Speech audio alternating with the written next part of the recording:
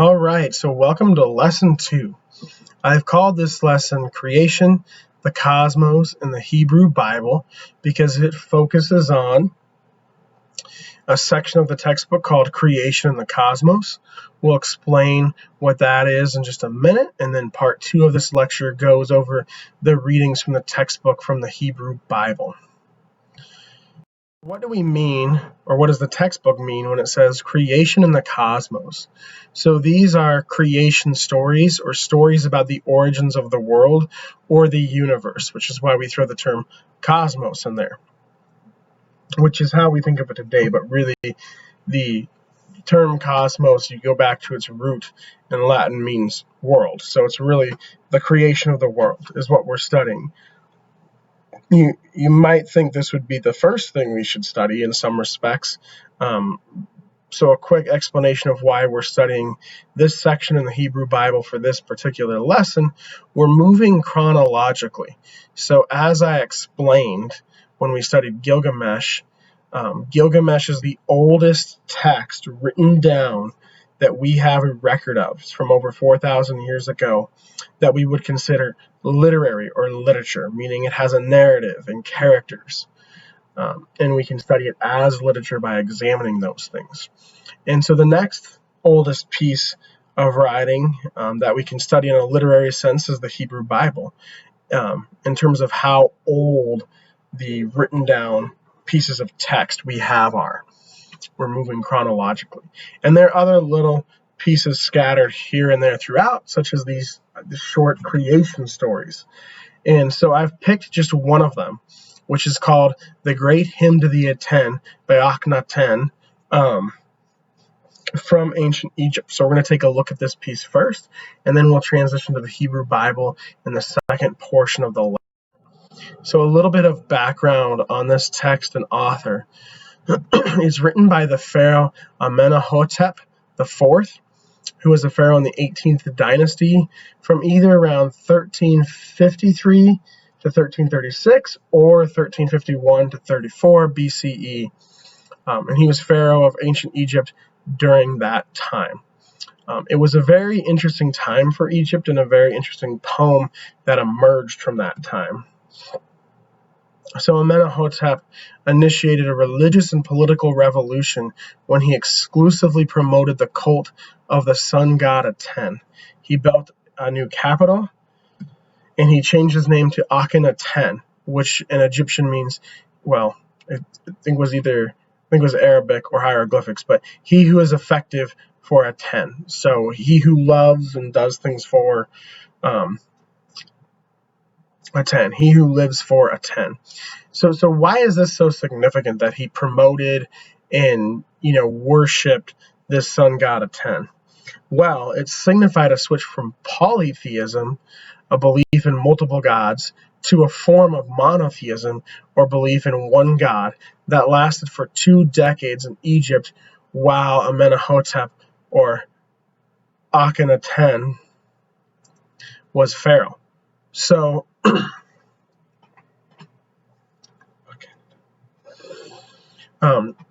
you might still be asking, why is this significant? Well, it's a huge cultural change. In most of the cultures in the ancient world were polytheistic. Monotheism first appears in its full form with the ancient Hebrews, who we're going to study in just a few minutes. And so polytheism is what we saw in Gilgamesh, where you had these multiple gods, Ishtar and several other gods in Gilgamesh. And that was the Mesopotamian culture from which Gilgamesh, the story of Gilgamesh, came. That was polytheistic. Egypt was polytheistic as well.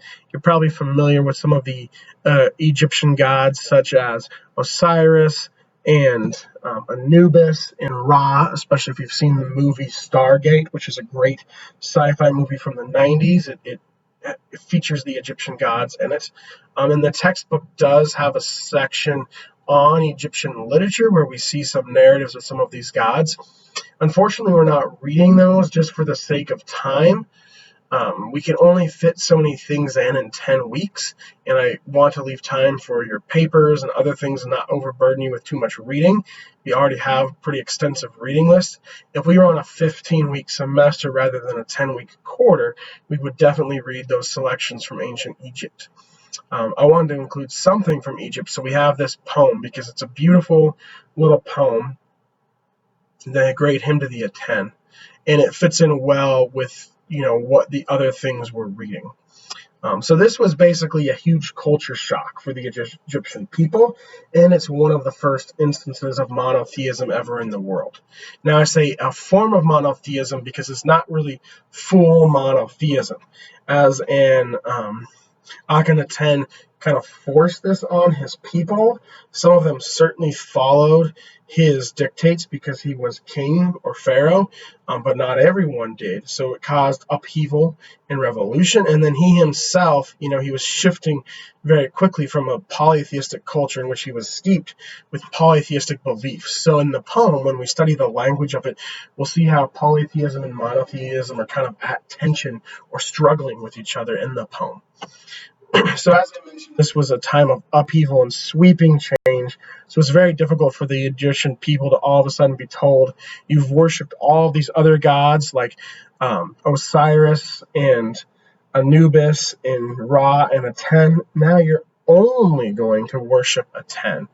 So some Egyptians abandoned the new capital, destroyed the king's monuments, and tried to erase his name from their society's memory. So I don't know a lot about Akhenaten, and nor does anyone else, because this was a long time ago and we have very few records. So I'm not going to attempt to speak to his motives and his intentions. I don't know if he meant these changes for good or for ill, and how selfish he was and kind of pushing his beliefs on his people, or if there could have been very positive things that came out of it too. We don't really know all those details. But what I think this is useful to think about here from this is an instance that shows how when sweeping changes happen, they have widespread effects. The conversion of kings in Europe from Catholicism to Protestantism during the Protestant Reformation had all of these positive effects, but because it was such a significant and rapid change, you could see how it was difficult, and there were some negative kind of side effects as well. Similar comparisons might be the invention of the car, or social media, or smartphones, the introduction of new technology. Whenever something progress or change happens fast, there's usually upheaval and suffering that occurs as part of it as well. So that's a little bit of background on this poem and its author. That point about monotheism is really important to understanding the poem and its meaning. Since this is our second lecture, I'm throwing in kind of a new aspect. This is called recall. This is where I ask a question that helps you try to remember things from the previous lecture that could be useful in this lecture. I do this for a few reasons, mainly so you don't forget what we've already read, but also, really importantly, to show the connections between the things we're reading. Remember, this is about a confluence or convergence of the literatures of ancient cultures. That's part of our mission for the class. And so if we just look at each text in isolation, we're not really achieving that purpose. So seeing how each text flows from one into the other is really critical.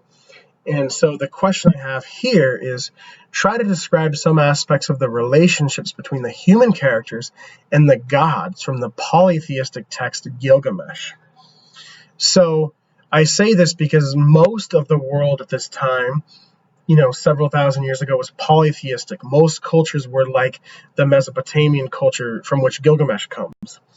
And so the Hebrew Bible, which we'll study in a minute, is really the first text and the first culture of monotheism, but there's this kind of small instance of somewhat monotheism from Akhenaten's Great Hymn to the Aten before that. And so we need to establish kind of like a baseline here. So what is polytheism? So you might be remembering, for instance, that the humans and the gods interact. Ishtar, the god desires Gilgamesh, she wants to have an intimate relationship with him. When he rejects her, she releases the bowl of heaven, and then Gilgamesh kills the bowl of heaven. And this leads the gods to kind of convene and have a council and decide there needs to be a punishment. So that's why Enkidu dies. So that's just one example. I'd recommend you kind of pause the lecture here, try to think of other examples, and maybe make a list of qualities of polytheism.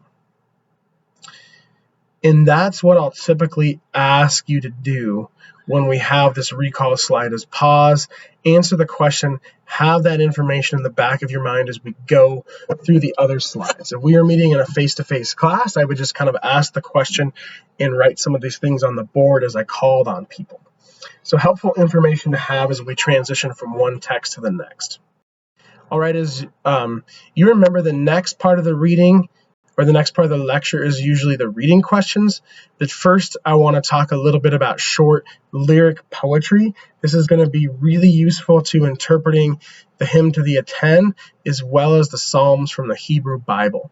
So what we've read so far is longer narrative epic poetry like Gilgamesh. Gilgamesh is technically a poem, remember, because saying it out loud was a big part of it, and having it written in verse form, in poetic form, would help the speakers remember how to say it out loud. And so even though it was a long narrative, it was still poetry. And we lose some of that verse styling when we translate it to English, although the translators in our book have done a good job of trying to preserve that as they translate it to English. So that's long, epic, narrative poetry. Gilgamesh, the Iliad, and the Odyssey will be like that as well. What we're reading today in the Hymn to the Sun, or the Hymn to Aten, is shorter lyric poetry. And by lyric, that means it doesn't tell a story. It's focused on one thing. So a lot of modern poetry is lyric. The epic is kind of died out. There aren't a lot of epics anymore, although they were very important to the ancient world. And so it usually focuses on one subject. Like you may have read a poem about describing a flower or a sunset, or one of Emily Dickinson's poems about death. Those are lyric poems. Similarly, Akhenaten's hymn is devoted completely to describing Aten, so there's no narrative. So it's lyric poetry. It's also usually shorter, although this poem is fairly long. It's 3 or 4 pages. That's probably longer than you're thinking of the other lyric poems you've read before. Relatively speaking, it's 110 lines, whereas Gilgamesh has hundreds and hundreds of lines. So that's still a significant difference. The reason I bring this up is genre. Remember, genre is like a category of literature, and we need strategies to analyze literature, as I mentioned before. And so we need different strategies for analyzing short lyric poetry as opposed to long narrative poetry. And so what are those strategies? I would say take as much time, not as much, but take a significant amount of time.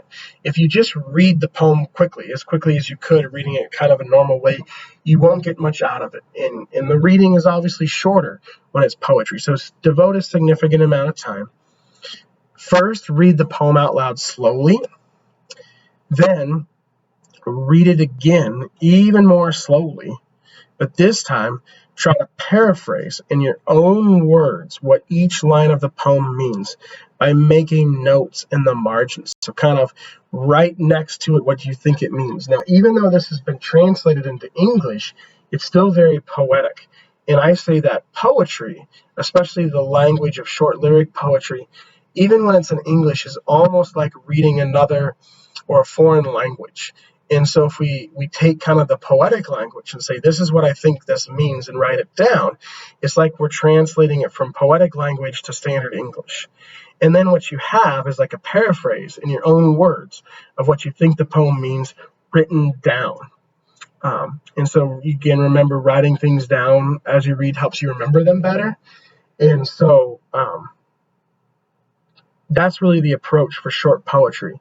With the hymn to Aten, there's the issue of it's pretty long, 110 lines, so maybe you don't paraphrase every line, but every section, I think there's 5 or 6 sections, maybe write 2 or 3 sentences saying that's what this section is about.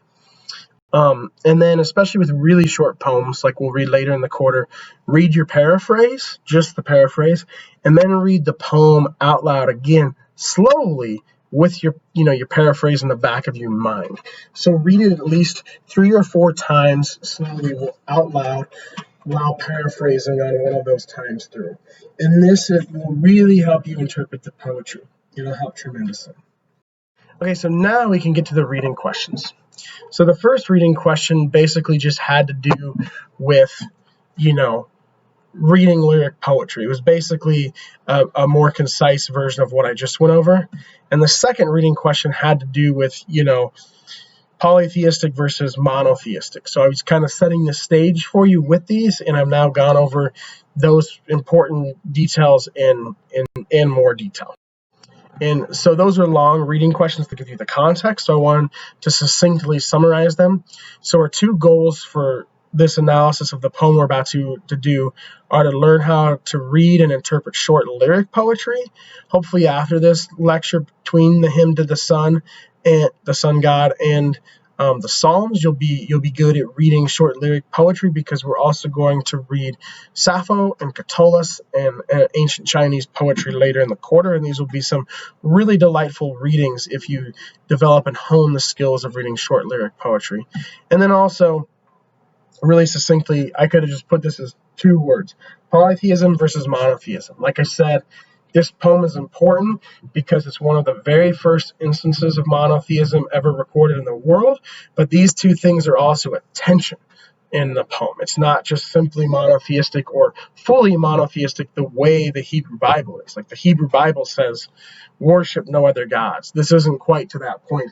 So we can see these things at tension, and that will help us with our transition from Gilgamesh to the Hebrew Bible, and eventually from the Hebrew Bible back to polytheism with the Greeks and the Romans.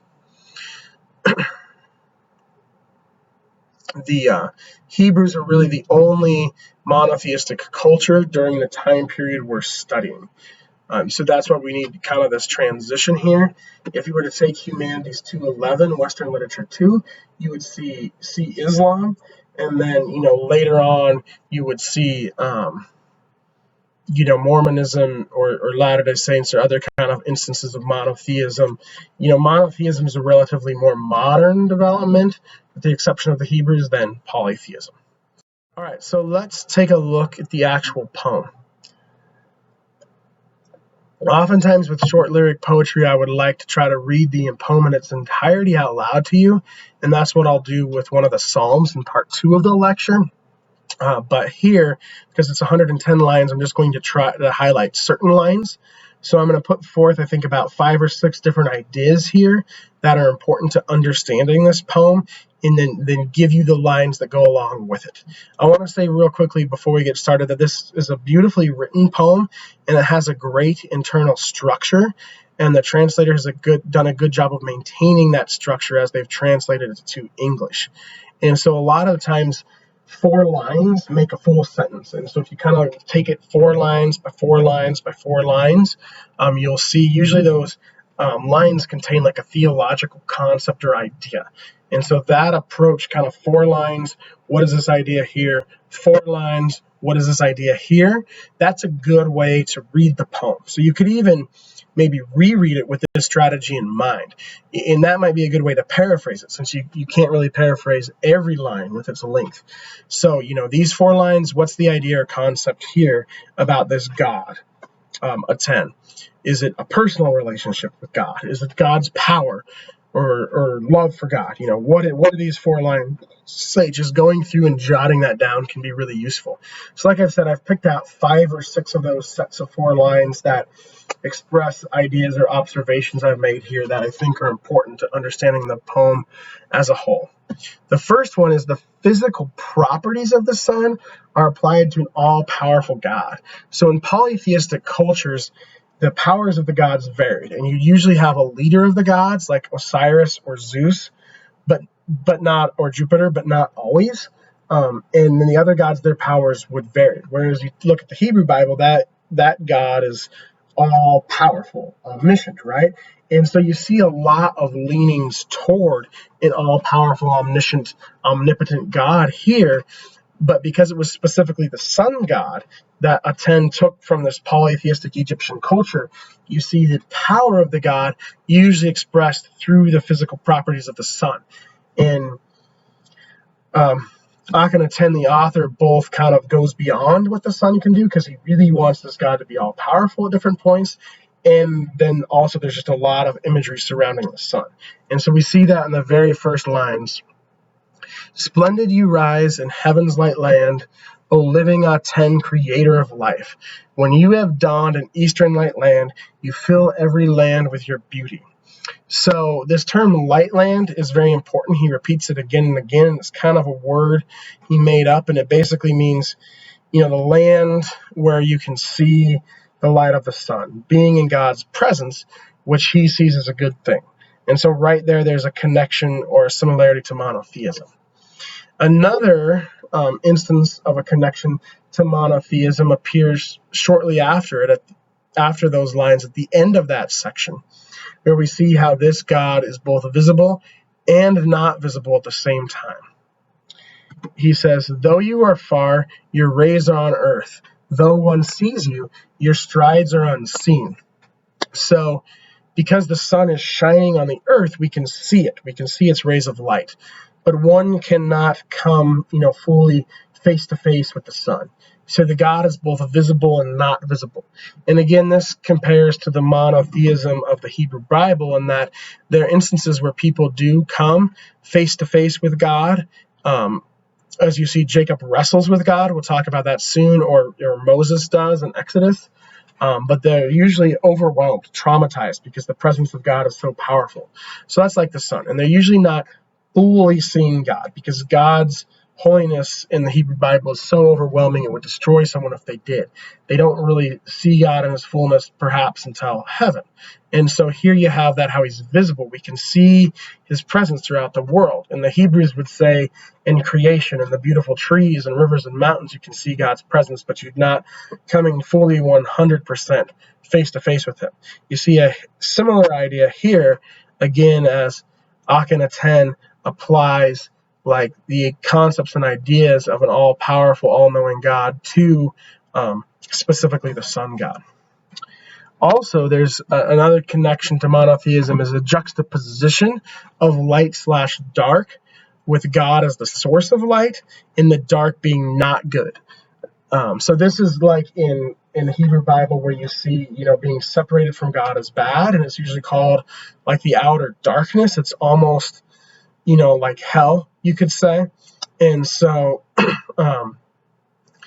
this darkness wasn't by most polytheistic Egyptians considered a bad thing, as our textbook points out. But in the case of the poem, it is, again, because Akhenaten is making the switch from, polytheism to monotheism. So in the next section, he starts it off right after the lines I just read by saying, when you set in western lightland, earth is in darkness as if in death. One sleeps in chambers, heads covered. One eye does not see another. So it's like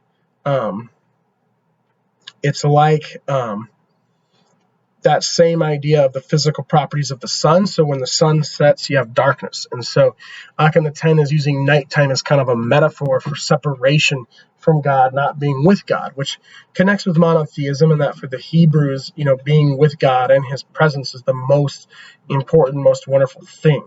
A difference is for Christians, and I'm going to get into the New Testament a little bit here, which is past our class, but you have to kind of consider the whole Bible when you study the Bible. So for Christians, being separated from God is sin, which is equivalent to death, which is the worst thing.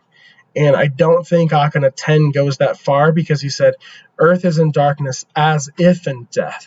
Whereas for a Christian, being separated from God would literally be death. It wouldn't be as if death, it would be death. And I don't know if this is a step the translator has taken here, or if this is really how Akhenaten meant it, but it is an important difference or distinction from monotheism. We've mostly talked about similarities so far. That's important to note. And it's also an example of why translation is so important, because just those two words, as if, tremendous significance here, as I just showed. All right, a few more things to point out about the poem. Another idea that connects with monotheism, God as sustainer of life. When the chick in the egg speaks in the shell, you give him breath within to sustain him. When you have made him complete, to break out from the egg, he comes out from the egg to announce his completion. Walking on legs, he comes from it. And so this is I think the fourth section, the long section that has to do with birth and how a 10 is responsible for birth. And you see that very clearly with things like the grass growing from the sun. But this is where Akhenaten 10 makes kind of a leap and goes beyond the physical properties of the sun, because he's saying that this God causes birth in all creatures, including humans and then animals like chickens. And this is where he really wants to lean into monotheism, because a very important idea in Christianity and other monotheistic religions is that God sustains life. He's the giver and sustainer of life. God gives everything you need. And so here Akhenaten 10 is really going beyond the sun god and making this God into like an all-powerful God, the sustainer of life here in a very monotheistic way. Another aspect that really connects with monotheism that most Egyptians would not have associated with the sun god is a personal relationship. The God is relational, which is really unique. Christianity is really the only religion that has that. Other monotheistic religions like Islam, Judaism, God is not personal or relatable. But you see that here in the hymn to the Aten with, "You're in my heart. There is no other who knows you, only your Son, whom you have taught your ways and your might." And so they're interacting with each other. That's really unique to monotheism, specifically Christianity. And here, the humans of the religion are also called to imitate God, to be like God, which again is a very Christian idea when he says, "whom you have taught your ways and your might." Just as, Christians are supposed to try to become more like Jesus, because for Christians, Jesus is God. Again, that's kind of different from other instances of monotheism where in, say, like Islam, the believer wouldn't necessarily try to be like God. There's more of a distinction there. All right, finally, I want to talk about the ending of the poem. It shows a real lack of humility on the part of Akhenaten, the author, and might explain why people revolted, other than the obvious explanation that this was a huge sweeping change they didn't anticipate. At first, up until the last section, the poem seems very humble, like all of the praise is going toward Aten. But then in the last few lines, he says, "When you rise, you stir everyone for the king." And I put more lines there, but just quoted one because that's really a pivotal line. That's this change in the poem where instead of it being all about Aten, the author's now talking about himself. And not only that, he's saying, "You make people do things for me." All along, he's been saying, you are the catalyst. You make people do what they do, which again is like a monotheistic or Christian idea that, God is the driving force. And there's a lot of debate over if the Christian Bible, is for or against human free will. We'll get into that later. But this sounds like there's no free will here, and part of what this God is having them do is obey the king. And then after he says this, he just spends the last few lines talking about himself. So this is where you can definitely see the monotheism and polytheism in tension, because monotheism is usually has an emphasis on humility, whereas polytheistic cultures, both the humans and the gods, as we saw in Gilgamesh, are very self-focused. So that's an important difference to note. All right, so that takes us to the end of the poem. And again, those are the 6 things I think were most important. I want to now hear from you on the discussion board what you saw as most important. And I've got some questions here to get your thinking started along those lines. So the first question is just to compare Gilgamesh and the other characters in that poem with the gods in that poem. Kind of going off of that first recall question, what is polytheism like, at least how it's depicted in Gilgamesh, and then compare and contrast that here. Akhenaten, the author, and Aten, the god, have a relationship, just as Gilgamesh and the other characters have relationships to Aten and those gods. So compare and contrast those.